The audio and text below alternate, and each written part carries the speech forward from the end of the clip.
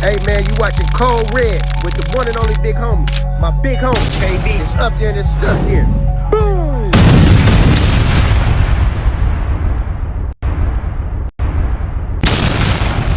Hey, what up?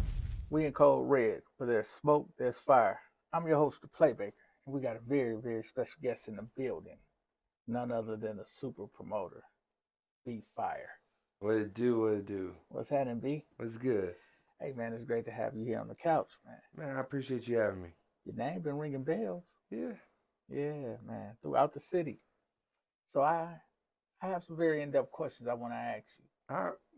Let's get right to it. So, B.Fire, where are you originally from? I'm from Southside Milwaukee. South side of Milwaukee. Mm-hmm. Do you promote on the south side or?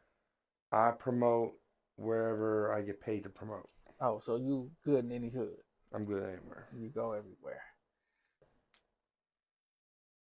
How did B.Fire start out? So I started out in house parties. So a couple of my friends were doing house parties. They wanted more of a south side kind of a crowd to come out, and I had a pretty solid following and kind of just made it happen. You know, I'd help make flyers and promote, and then my friend Angie would organize all the events, and friend Nudie Forever was a DJ for all the house parties. So, you know, we kind of had the city locked in for a couple years, and COVID hit and killed all that. Yeah, COVID took out a lot of people. What piqued your interest in getting started in promoting? So I had a very good mentor of mine.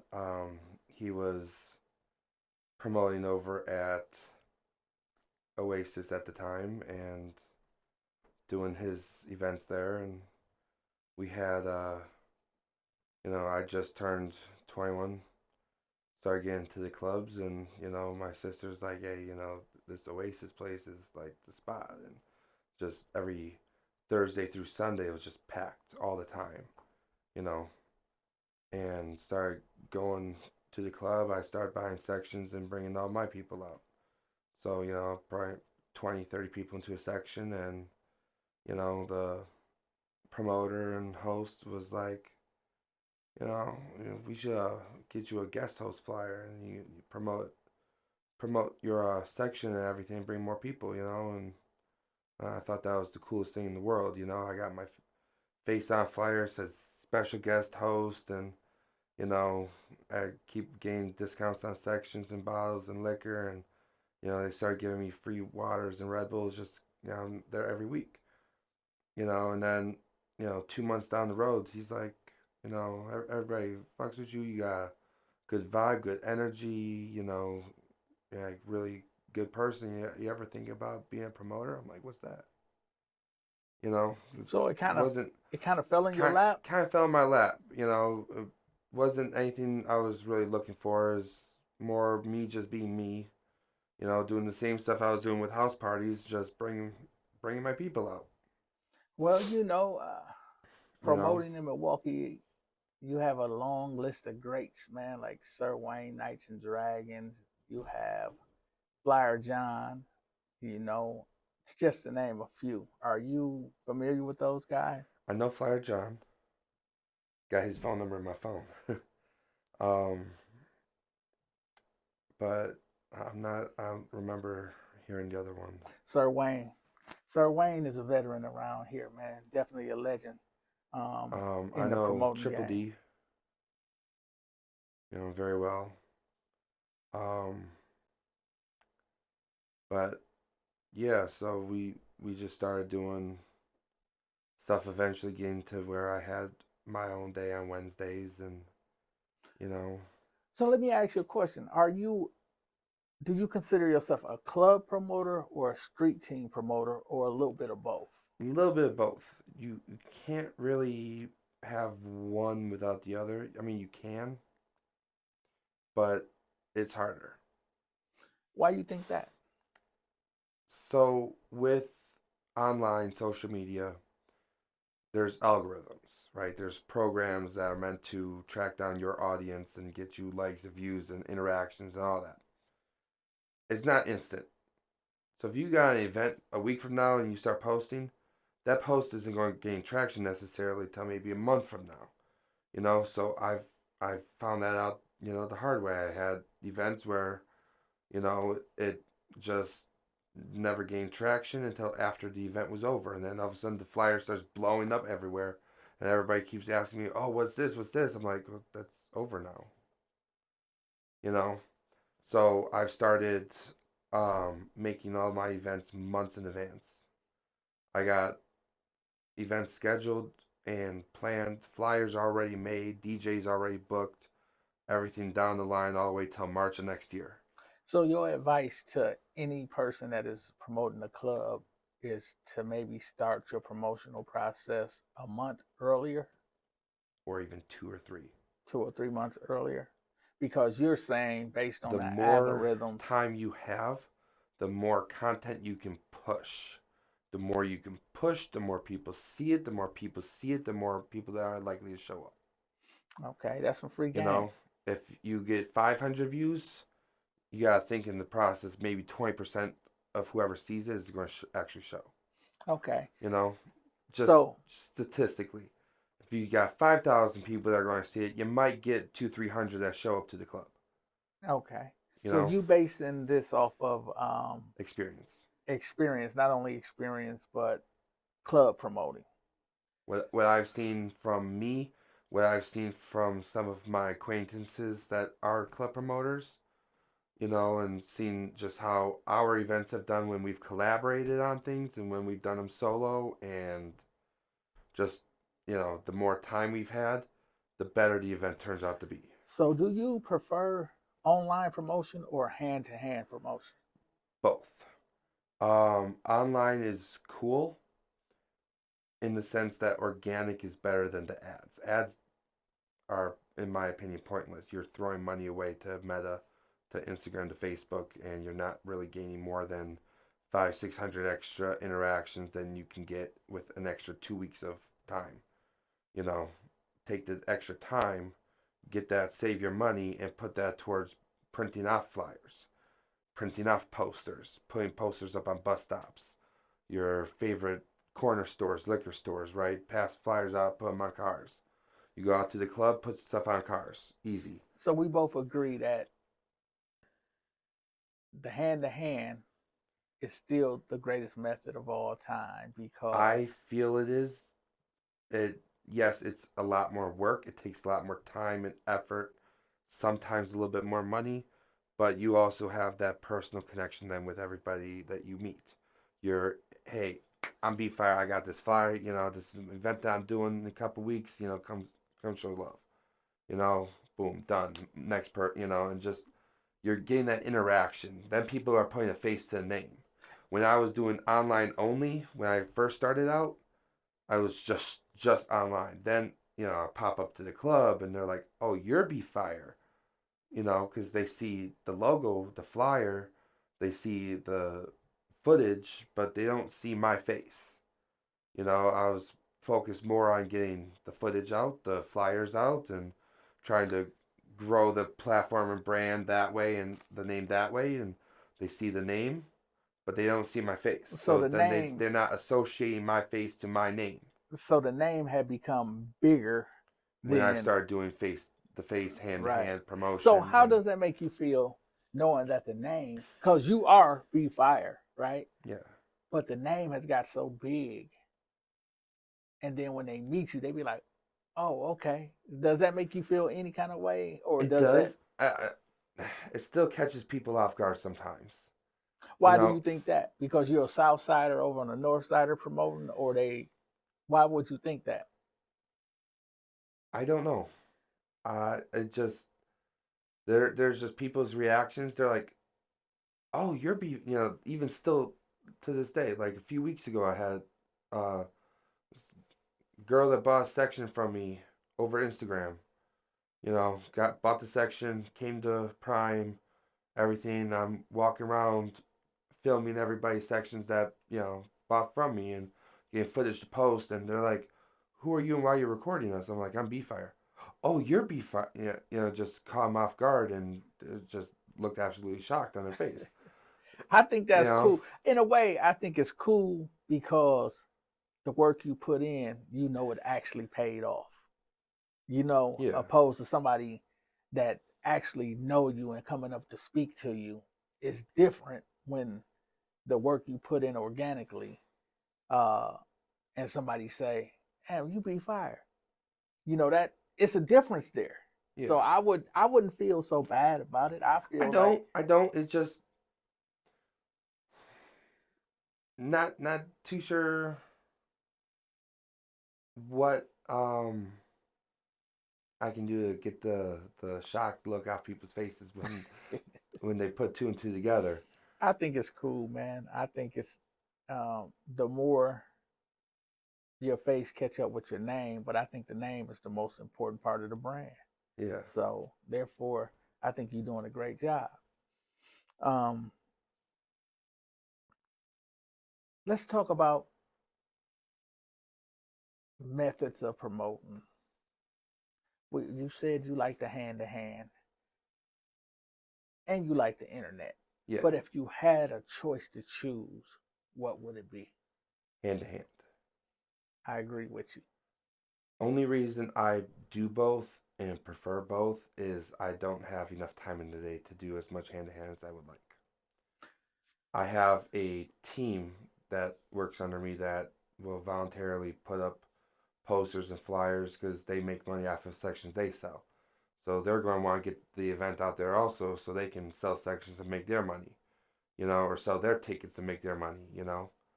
Um, I'm cool with taking a loss at the door if it means I can bring up my whole team with me, Absolutely. you know. So I'll give them each 10, 20, 30 tickets. Go make your money, you know. I'll take that loss at the door, but it brings in people, makes the promoters that are underneath me happy. They're learning, they're doing, you know, um, and everybody, works together, as a team. so you have a team that works under you. Have you experienced, it sounds so cliche to say it, but good help is hard to find. It is, I have a good handful of very reliable individuals that I trust wholeheartedly. Um, my team managers and just a really good team, really solid leadership team that helps me run everything. And I'd probably lose my mind trying to keep everything organized without them. That's great. That's good, man. For to be able to assemble a team of like-minded people with one goal is very hard. Um, Especially when everybody wants to be the chief and nobody wants to be the Yeah. Indians. You know. So B, you've been a part of some amazing events. I see your name plastered everywhere and on a lot of things. What events have you been a part of? So I have worked with my guy Bendel um, on 7 of his rave shows, um, which absolutely great experiences and you know bring people out, selling tickets, making money, and having just a wonderfully successful event. Yeah, shout out to You know, Bendale, man. get right up next to the stage, get some really cool footage, and it's just great experiences. And he's really been a wonderful friend too. Just great Absolutely. asset, resource, friend, partner. Just great guy overall. He's a really good dude. So, what is your experience with working like e- events like the rave? What have what's the pros and cons of it to you? To me, I like the rave as far as venue size, capacity, and overall promotion. As a venue, they promote every event wholeheartedly, just like if it was, you know, something that they had It their makes our bankroll job a behind little it. easier, It right? does. Not every club will promote your events the way that you want them to. There is always ulterior motive behind a lot of clubs and a lot of establishments. So, do you think that's more of a lapse in communication, or I don't. I think it's more of people tend to look out for themselves. Even if it's, you know, hey, I'm paying you X, Y, and Z to rent your hall or venue or club from you. You know, I'm expecting you and your team to promote it, but they might not get to it until like it's too late. well, B, I think you've got in the game at a great time because once upon a time, marketers and promoters was the lowest people on the totem pole and had got the least respect. And I think now people understand the value of what we do. It's a lot of work. It Yeah, is. I think people understand the value now. You still have those that don't, Yeah, but the vast majority do. yeah. And I mean, I've done even bigger events than the rave. Two, most notably Fiesta Latina. So me and my business partner Jesse, um, we put that on over at Veterans Park. And we brought about 3,600 people out, some of the biggest names in Latina music, and um, you know, we had Danny Lux, Mariah Angelique, Frankie Negron, Verzo, just a whole bunch of really, really big names. So It's you like a Spanish Summerfest of sorts. okay? You being able to promote on the north and the south is safe to say if you promote one event, you can promote any event, or is a different style that you have to use versus north side versus south side? It's a little bit of a different style, just because it's different crowds. Um, North side, you're going to want to push what the deals and specials are, right? A lot of people are going to look for where has the best deal. All right, do they have 50-cent wings or do they got $3 lemon drops? They got $1 bombs. You know, what deals do they have? On the south side, they're looking more about what the entry ticket is for the door. You know, is it ladies free all night? Is it, you know, ladies free till 10? Is it anyone free till 10? You know, they're looking more at that. And then when you get inside, you know, on the north side, they're looking at what's the section, what does it come with?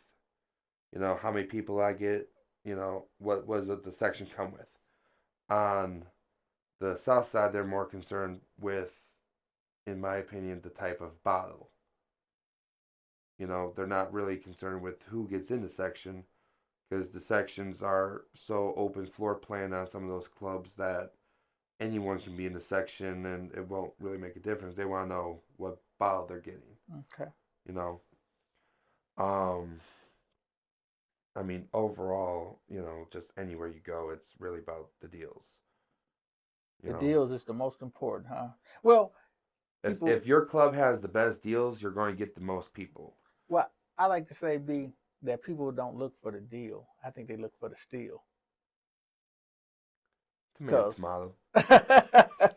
It's kind of the same thing. You know, but like for the club owners out there, you know, if you know your competitor, you know, has X, Y, and Z deals, find a way to beat them.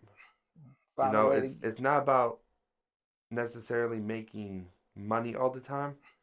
Sometimes give back to your patrons. You know, show appreciation for all the customers that come through your door every weekend. Now that's a jewel you just dropped. So we're gonna run that back and ask the question: if B.Fire could talk to some of the club owners, what would he say?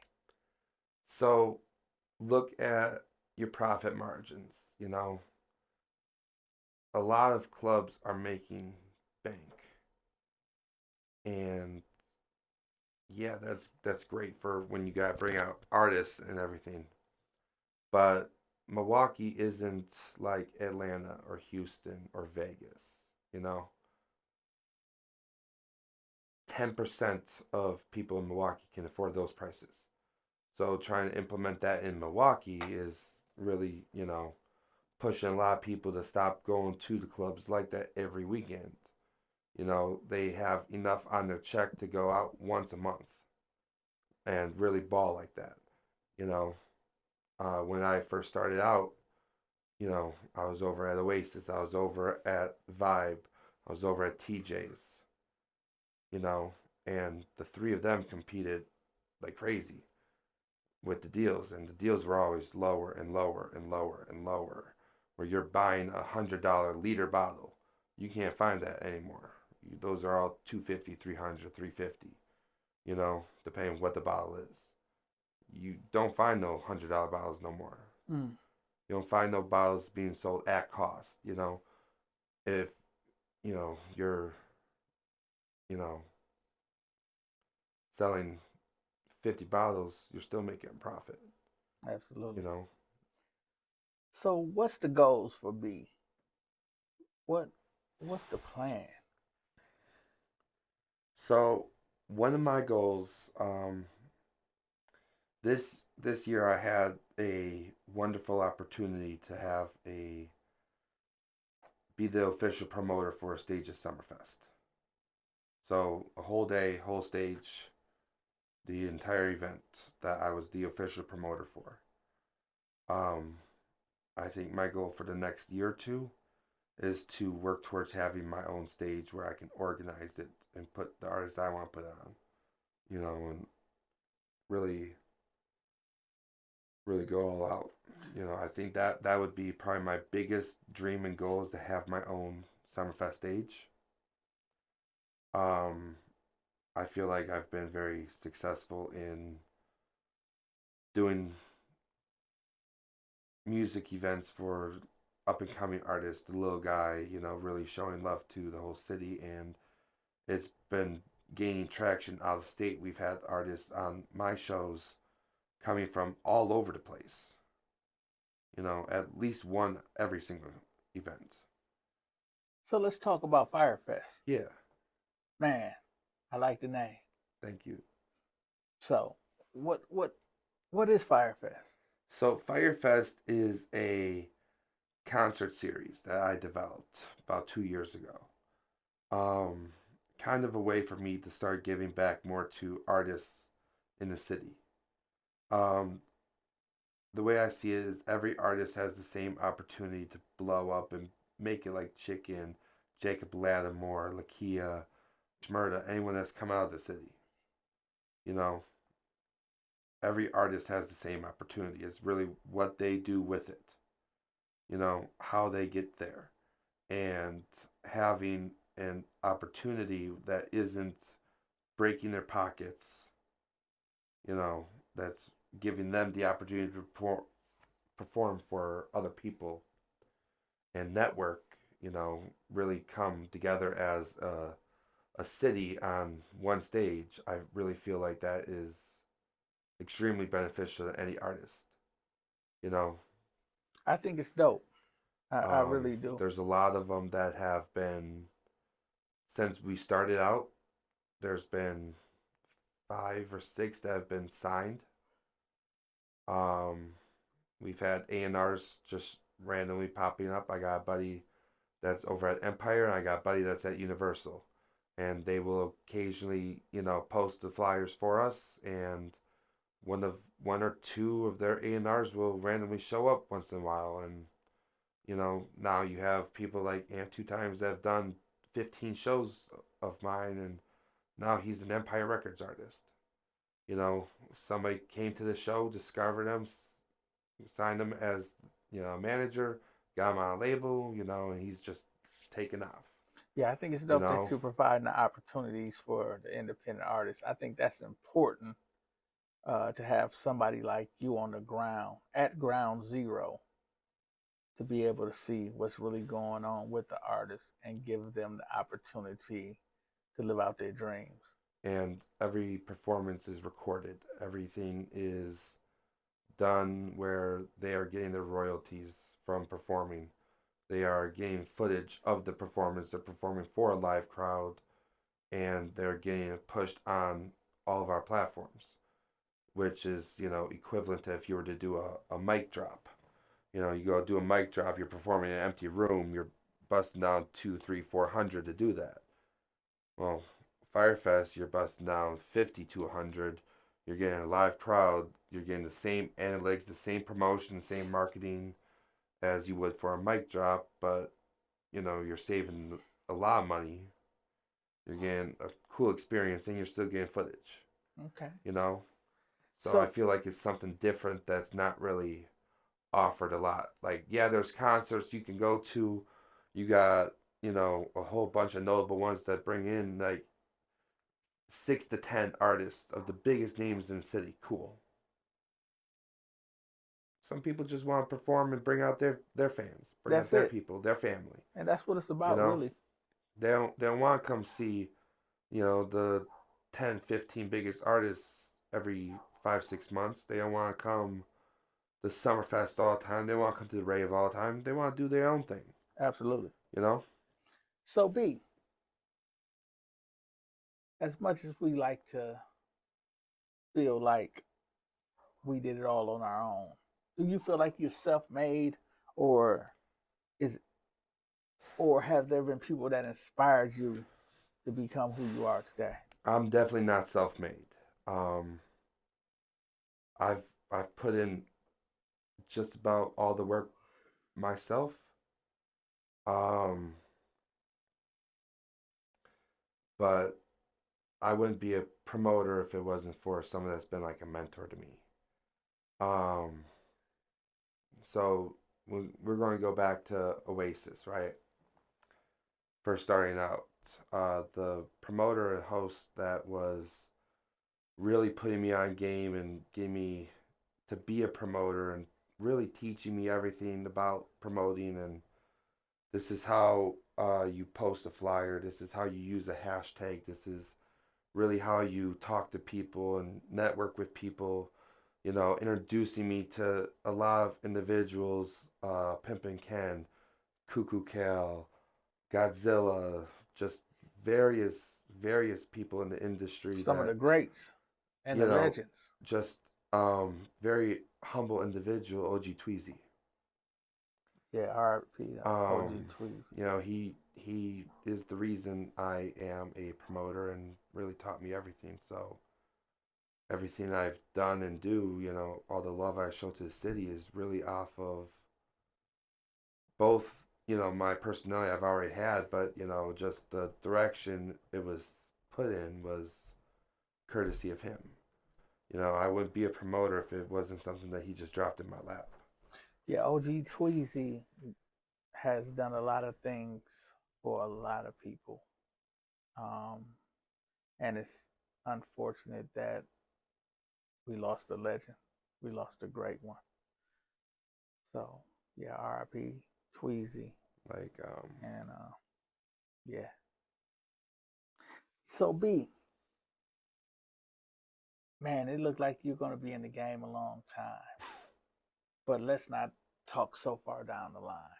Let's talk about your goals for the next 2 years. So I want to